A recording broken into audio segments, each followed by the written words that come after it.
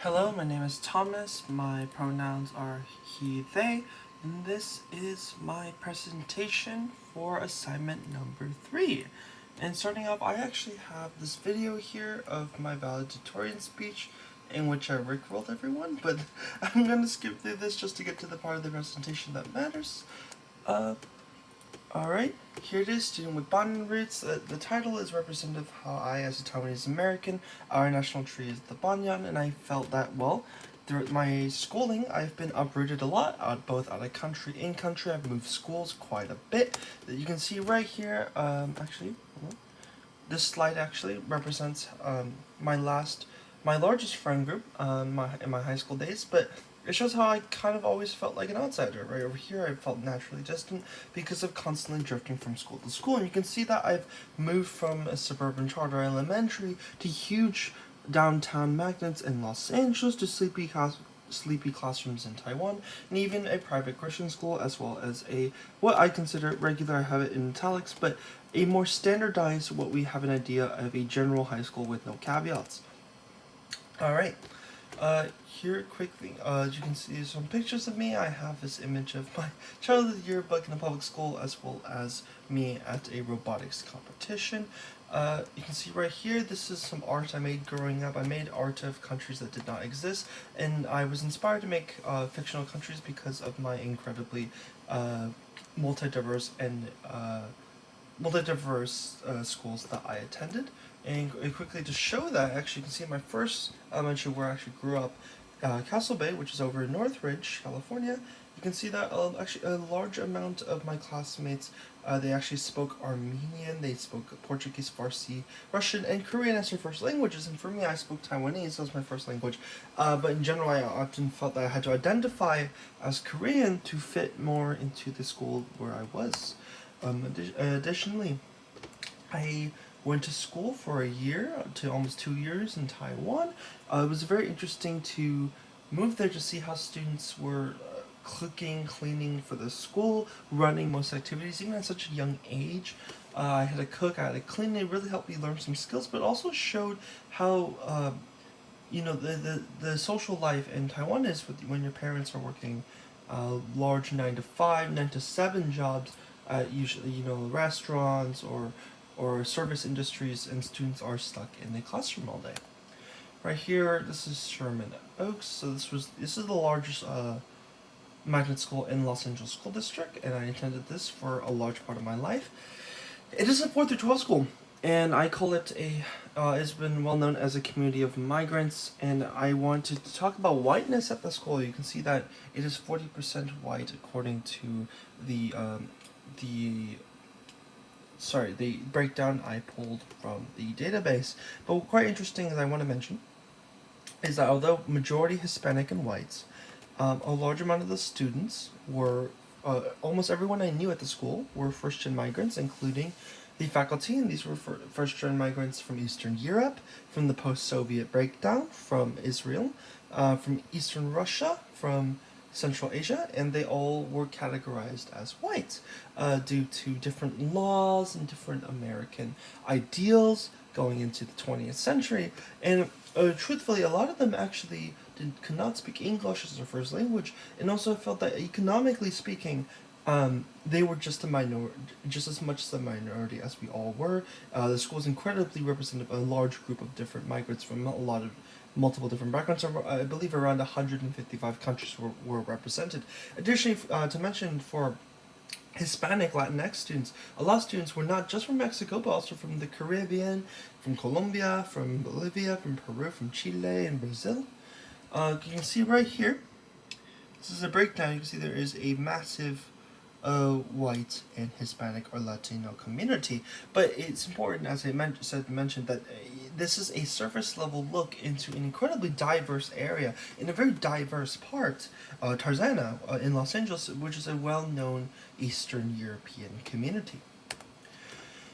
All right, and then quickly show right here's the Taiwanese flag, and these are flags of different countries that a lot of my friends were from growing up. And we usually, because the school was so well known for being so diverse, it had such drawn-in ethnic lines that a lot of students began to clique, began to form friend groups strictly depending on the ethnicity they belonged in. And as a Taiwanese person, and also students from, let's say, like right here, Kazakhstan, El Salvador, Honduras, Thailand, we always felt unincluded in the social life in SOSIS. So we started to form groups of our own of students of mixed race backgrounds, different backgrounds that did not fit with the SOSIS compartmentalization.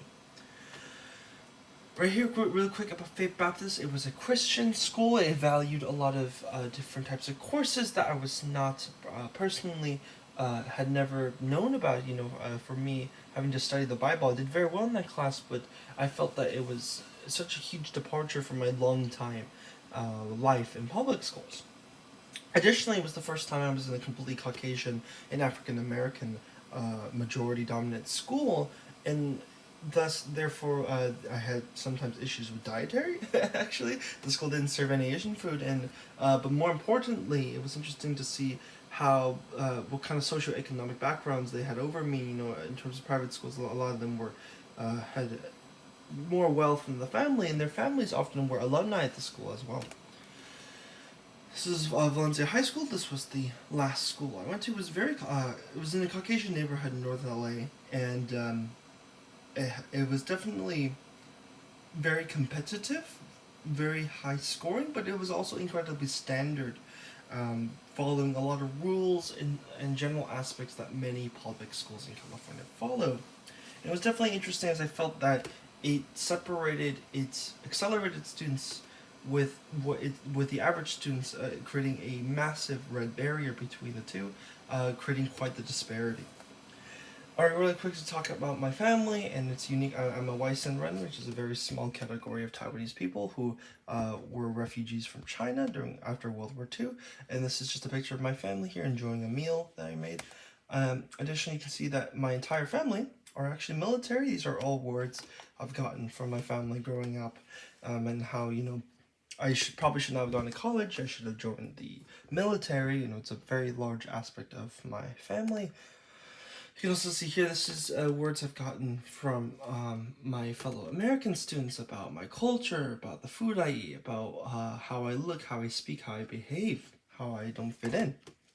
I'll quickly talk about what the school has determined me as. When I was very young, I was diagnosed with Asperger's, so now autism spectrum disorder, and as a result, it was hard to make friends because I had an active label on me. I was categorized as being unable to be social. But if I never introduced myself as having Asperger's, I never really had an issue with communication. Additionally, I was seen as gifted. As a result, I was in an accelerated program. I skipped 4 years in math. A terrible mistake, as I did not do very good in math. Additionally, I was also bilingual, and the schools I went to did not favor bilingualism very much, until they needed a translator, of course, for international events. Here, lastly, to talk about a situation that, local, regional situation that changed my schooling forever. To quickly speak about this situation, there was a school shooting by an Asian American student just a block away from my school. I was pulled in for questioning. They thought I was an accomplice to the situation. As a result, the school was incredibly rude to me. They were very, they were very discriminatory because of my clinical background, my family background, and my socioeconomic status as well as my race. Additionally, the school started putting up a lot of fences, barricades, barbed wire. Definitely changed the feeling of going to school, the safety of being in school, and how the adults and how the administration begins to treat the students in the school as more of almost an armed prison rather than a learning center. Lastly, to wrap it all up, I've always wondered how a school can be changed by its environment. I do believe that all public schools are inherently tools of the US government and the American dream, but I also feel that they're incredibly altered by the local community and the students who enter it. It's always important to see how much students affect the school rather than just the administration, and that is how us as the next generation of students, teachers, and administrators can fully understand the shaping of schools because of its students. All right. Lastly, I've always been curious. I would love to learn more about how race plays into the classroom, social dynamics among students, and how they organize and break down student groups.